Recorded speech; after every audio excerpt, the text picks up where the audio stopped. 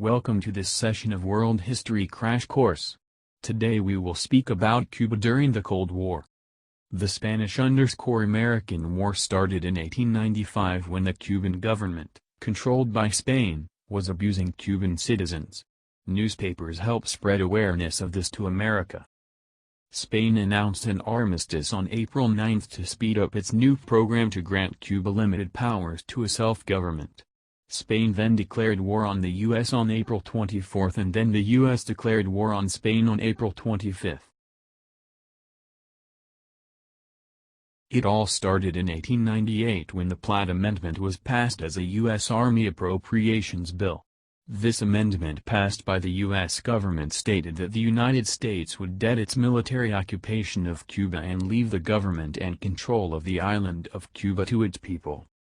The Bay of Pigs invasion on Cuba on April 17, 1961 is one of the most well-known American failures of all time. A counter-revolutionary military, trained and funded by the United States government's Central Intelligence Agency invaded Cuba, however they were quickly defeated by Castro's defensive forces. This quick defeat of the United States forces was a great embarrassment to the U.S. government and especially John F. Kennedy. As a result of this defeat, the Cubans became more defensive and the U.S. quickly tried to find other ways to dismantle the Castro regime.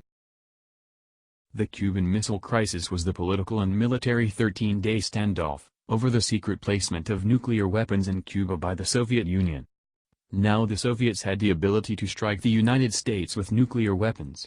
Nikita Khrushchev hoped to balance the nuclear playing field by doing this. The U.S. now had to come up with a plan. The United States decided to develop a naval blockade around Cuba and hoped to meet an agreement with the Soviets.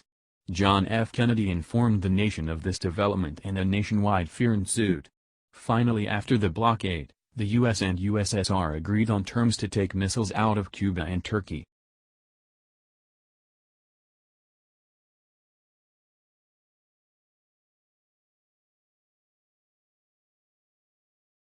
In requesting funds from Congress, the president stressed the need for improvement in literacy. This was a year-long effort to abolish illiteracy in Cuba after the Cuban Revolution.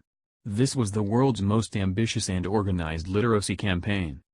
About 1 million Cubans were involved either as teachers or students in the literacy campaign. In 1980, Cubans fled from the Mariel Harbor to the U.S. due to the downfall of the Cuban government. These people were called boat people. This migration was called the Mariel Boat Lift. The arrival of the refugees caused problems for President Jimmy Carter as he didn't know where to place them. Also, many refugees came from Cuban jails and mental health facilities. The Mariel created using Powtoon.